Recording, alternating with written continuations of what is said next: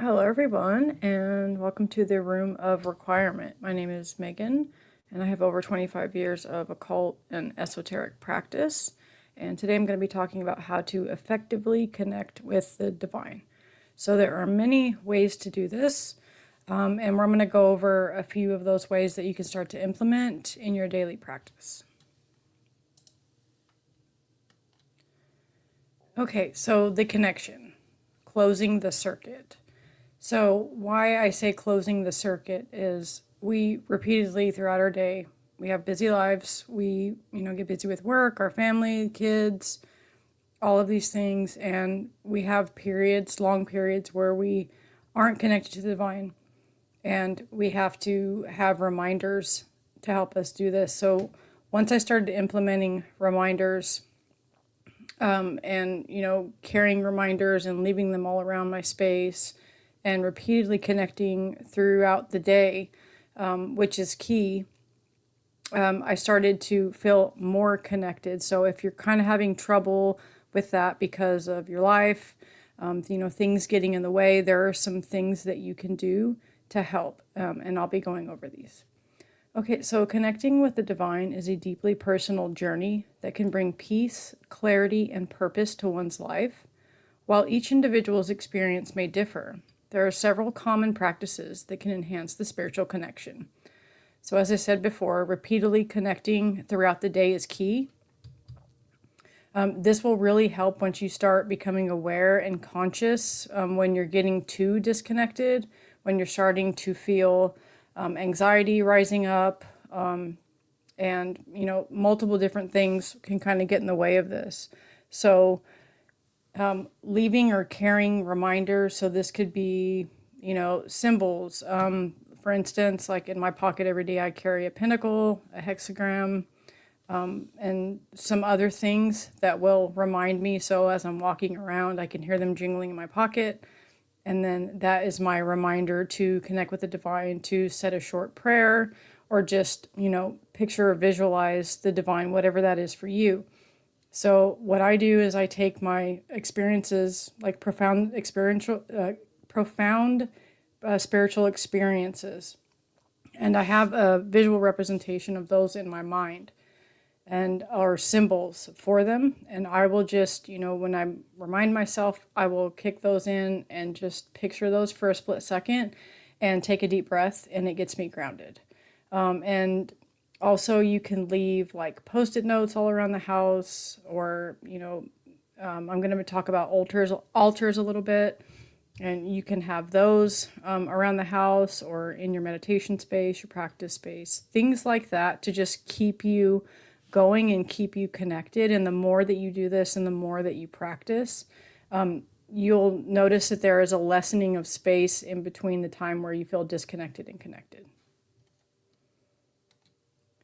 So here are some effective ways to deepen your relationship with the divine. 1, meditation and mindfulness. So meditation, I always say, number one thing, mind, body, and spirit. Okay, so a yoga practice or some type of exercise and meditation are going to be key to keeping you grounded and your body calm enough to stay out of flight or fight. And this is really going to skyrocket your practice and your connection. So meditation is a powerful tool for quieting the mind and opening oneself to spiritual experiences. Through regular practice, you can create a space for the divine to enter your consciousness. Find a quiet space.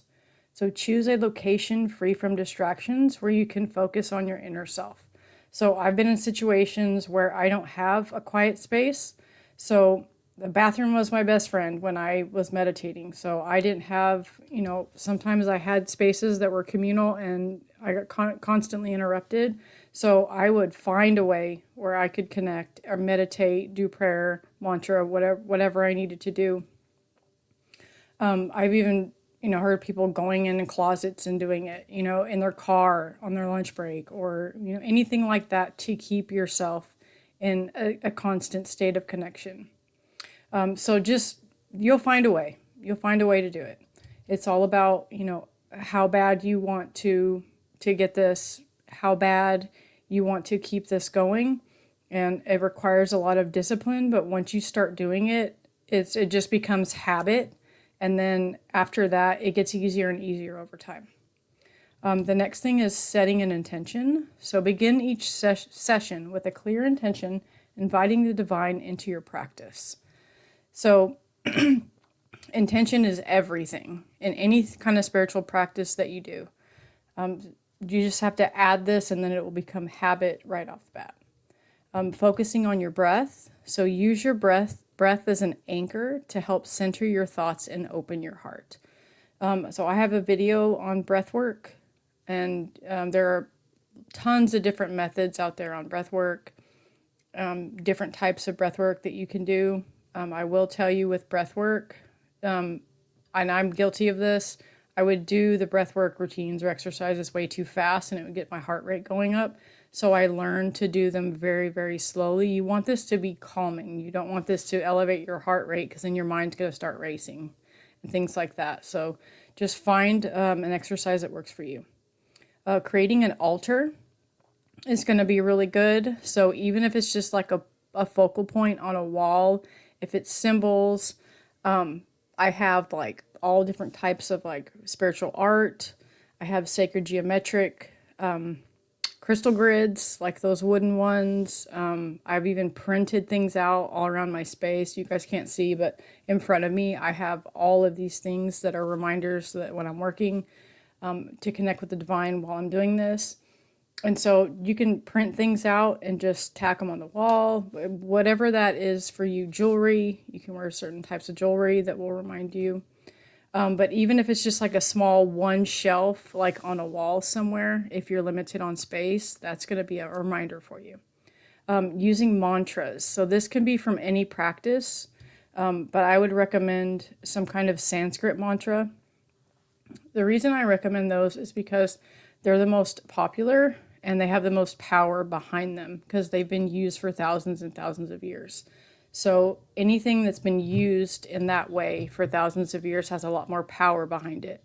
So find something that works for you, that's easy for you to remember and pronounce. I've tried to do long ones that I couldn't really pronounce and I just got frustrated. So I'm just telling you that's a little tip so that you don't get frustrated with yourself if you can't remember it or can't pronounce it correctly. So just make sure that that's going on with that. Two, this one's super important as well, is prayer. So prayer is a direct way to communicate with the divine, expressing gratitude, seeking guidance, and offering your intentions. Be sincere. Speak from the heart, whether through traditional prayers or on your own words. So the easiest way I found for me, I mean, you can use, really popular prayers like biblical prayers or whatever it is that you want to use. I use one that is a serenity prayer, and it is, God grant me the serenity to accept the things I cannot change, the courage to change the things I can, and the wisdom to know the difference. So that is something that I always add to my prayer list, but just sit down and just speak, just talk with the divine, just like you're talking to someone else, just like I'm sitting here talking to you. It doesn't have to be all formal and the same every time. Mine are different. Every time I sit down, I say different things. I ask for help with different things. So just make it something that is coming from your own heart and soul. And it will, when you do that, it creates a higher frequency and it gets through all the muck. Okay, so create a routine. So this is really important that you do this consistently so that you don't lose connection. So set aside a specific time each day to pray, fostering a consistent connection. Listen. So allowing moments of silence to hear any answers or guidance that may come. So this is a part that a lot of people will forget, and I was just as guilty of it, was that I would just keep going and I wouldn't give myself any silence in between to receive the answers. But once you become more aware of that, sometimes the answers will come right away. Sometimes they'll come in 10 minutes after you're done, a couple hours, next day. I've had things happen a couple weeks later where I'm like, oh, okay, yeah, that's right. And also just putting it out there and releasing it and letting it go and surrendering is going to help a lot too. Okay, 3, nature connection. So nature is often seen as a reflection of the divine, offering a tangible way to feel connected to a higher power. Spend time outdoors. Regularly immerse yourself in natural settings, appreciating the beauty and tranquility. So going on nature walks, sitting in the park, reading in the park, sitting up against trees, things like that is going to help. If you can't get outside, I know it's wintertime in the US right now, and so it's really cold and the weather's nasty in a lot of parts of the nation.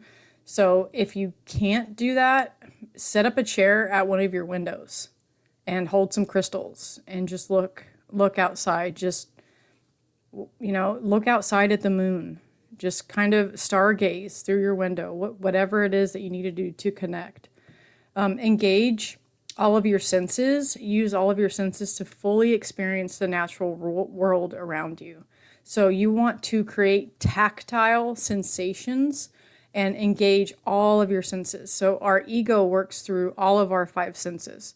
So that is also going to help with your higher self and ego position. You want your higher self operating from the top and your ego down below it. Practicing gratitude. So acknowledge the divine presence in every aspect of nature, from the smallest flower to the vast sky. Grounding. So if you can, I know it's cold, but if you can, get your bare feet on the ground.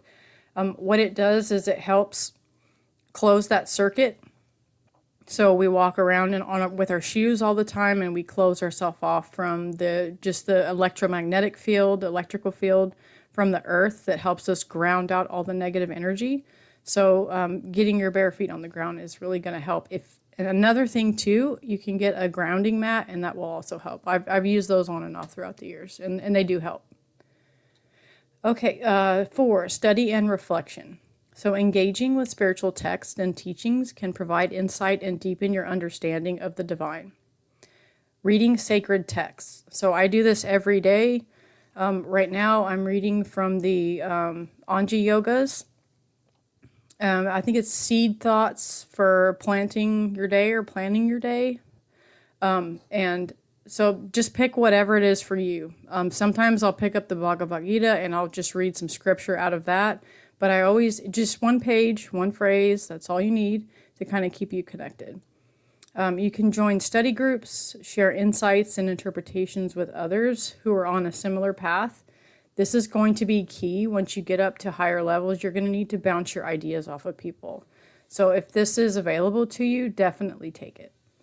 Reflect on teachings. So contemplate how these teachings apply to your life and spiritual journey. So this is huge. A lot of times people will forget this part.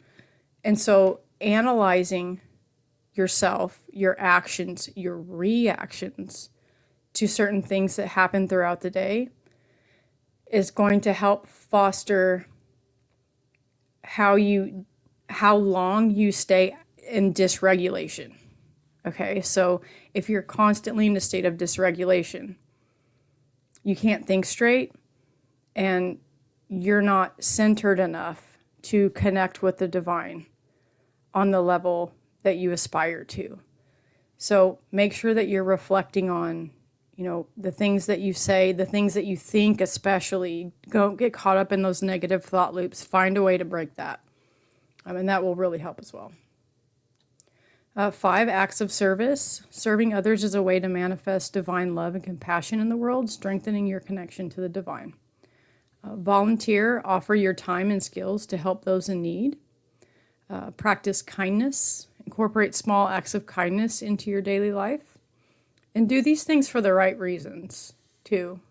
I mean, you can do things, it always feels good to do nice things for people, but just be mindful of why you're doing those things. And you're not doing them for recognition. You want to be doing them for, service and acts for other people. Cultivate empathy. So strive to understand and support others, seeing the divine in every individual, especially if they're not at your level. This is really important too. Don't judge people because they're at a different spiritual level than you. I see this all the time. There is so much ego in the spiritual community, and it's sad, really. So just make sure that you're supporting others, even if they're not where you're at. Creative expression. So this one is huge. Artistic endeavors can be a form of spiritual expression, allowing you to channel the divine inspiration. So music, musicians, artists, and a lot of people say, well, and I even say this, I'm not particularly artistic, but what I'm doing now could be considered, creative and connecting with the divine as I'm creating these videos for you. So that's my way. Writing, cooking, cleaning. I mean, anything that's going to get you into like a meditative state is going to help you to, channel spirit. And especially, even listening to music, whatever it is that's going to keep you connected, use it and utilize it. So explore your creativity, engage in activities like painting, writing, or music that resonate with your spirit. So one thing, if I'm feeling kind of disconnected and I'm having a hard time for whatever reason, I will listen to some real emotional music or something like that to get me into that mindset. Express your emotions. So use creativity to process and express your inner thoughts and feelings. Also, share your work. Consider sharing your creations with others to inspire and connect. We never really know the impact that we have with the things that we create. And so always do them from a place of surrendering everything you do up to the divine. And people will connect with it and people will feel inspired by it. Even if you don't know it, you're creating a ripple effect. So always consider sharing what you're working on. So in conclusion, connecting with the divine is a personal and ongoing journey that can enrich your life with meaning and purpose. By incorporating these practices into your daily routine, you can foster a deeper, more profound connection with the divine. Remember, there's no right or wrong way to embark on the spiritual path. Just trust your intuition and follow what feels authentic to you. So number 1, authenticity, guys. So I hope you enjoyed this one. I will see you guys next time.